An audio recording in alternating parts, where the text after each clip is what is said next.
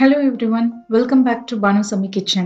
இன்னைக்கு நம்ம பார்க்கக்கூடிய ரெசிபி 10 நிமிஷத்துல முறுக்கு எப்படி செய்யலாம்ன்றதாங்க பார்க்க போறோம். ரொம்ப கிறிஸ்பியா இருக்கும், டேஸ்டியா இருக்கும்.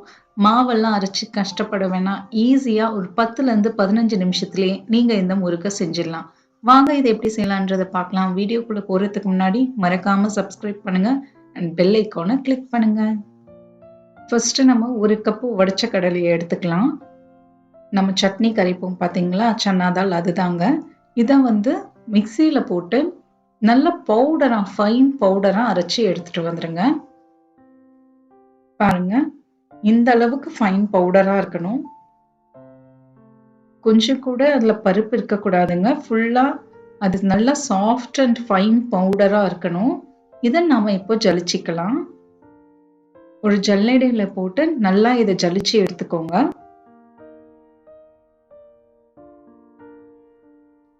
ஒரு கப்பு உடைச்ச கடலைக்கு நம்ம 3 கப்பு அரிசி மாவு சேர்க்க போறோம். 3 கப்பு அரிசி மாவையும் நல்லா ஜலிச்சு எடுத்துக்கலாம். நீங்க கடையில வாங்குற அரிசி மாவே யூஸ் பண்ணிக்கோங்க. இதை நல்லா இந்த மாதிரி ஜலிச்சு எடுத்துக்கோங்க.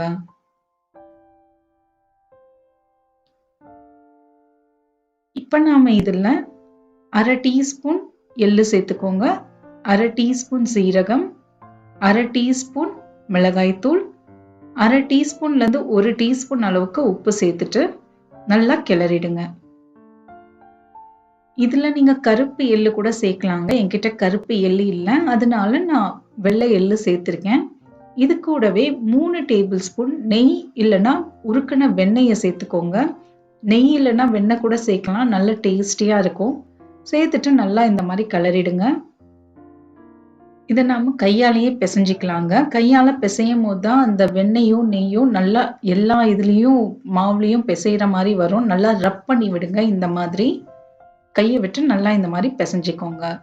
இப்போ நாம இதுல 2 கப் அளவுக்கு சுடு தண்ணியை சேர்த்துக்கலாங்க. நல்ல சூடான தண்ணியை சேர்த்துக்கோங்க. சேர்த்துட்டு நல்லா கிளறி விட்டுருங்க. நம்ம முறுக்குக்கு செய்யற அளவுக்கு பிசைஞ்சு வைக்காதீங்க. இது நம்ம ஜஸ்ட் இப்போ கிளறிட்டு நம்ம ஊற வைக்க போறோம் இந்த மாவை. ஒரு 2 கப் அளவுக்கு தண்ணி, சுடு தண்ணியை சேர்த்துட்டு நல்லா இந்த மாதிரி கிளறிடுங்க.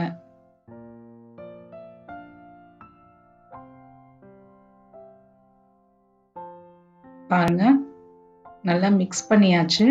உங்க கையால எடுத்தீங்கன்னா கொஞ்சம் ஈரப்பதம் மட்டும் அதுல இருந்தா போதுங்க. ஈரப்பதம் இருக்கிற அளவுக்கு நீங்க வச்சுக்கோங்க. பாருங்க, எப்படி ஒரு மணல் பதத்துக்கு இருக்கு பாருங்க. இப்ப நாம என்ன பண்ணலாம், கையாலேயே இதை நல்லா பிரஸ் பண்ணி விட்டுருங்க.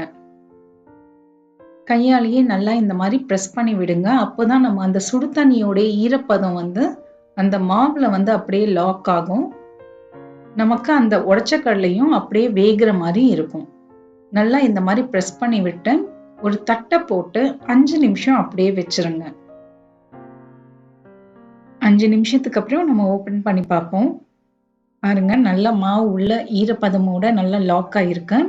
ஒரு புட்டு மாவு பதத்துல இருக்கு பாருங்க.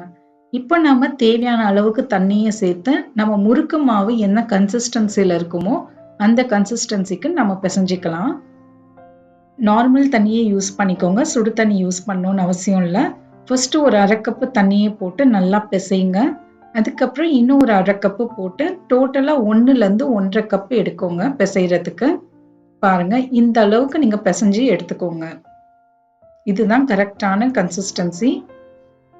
மாவு ரொம்ப டைட்டாவும் இருக்கக்கூடாது, ரொம்ப தண்ணியாவும் இருக்கக்கூடாதுங்க. பெர்ஃபெக்ட் டோவா இருக்கணும். அது ஒரு முறுக்கு அச்சு எடுத்துக்கோங்க. இந்த 3 கண்ணு இருக்கு பாருங்க, அந்த முறுக்கச்சி எடுத்திருக்கேன். இது பழைய முறுக்கச்சி என்னுடையது. இப்போலாம் நிறைய டிசைன்ஸ் வந்துடுச்சு. ஸோ நீங்க எந்த முறுக்கச்சி வேணாலும் நீங்க எடுத்துக்கோங்க. எடுத்துட்டு நம்ம முறுக்கு புழிய ஆரம்பிக்கலாம். ஒரு தட்டுலயோ இல்லைன்னா இந்த மாதிரி பாலித்தீன் கவர்லயோ இல்ல வாழை இலையிலயோ இந்த மாதிரி முழுக்க புழிஞ்சுக்கோங்க. முறுக்கு மாவு நீங்க எப்பவுமே க்ளோஸ் பண்ணியே வைங்க. அப்படியே ஓப்பன்லயே வச்சீங்கன்னா ஹார்ட் ஆயிடும். பாருங்க, அதோடைய நுனியை இந்த மாதிரி ப்ரெஸ் பண்ணி விட்டுருங்க.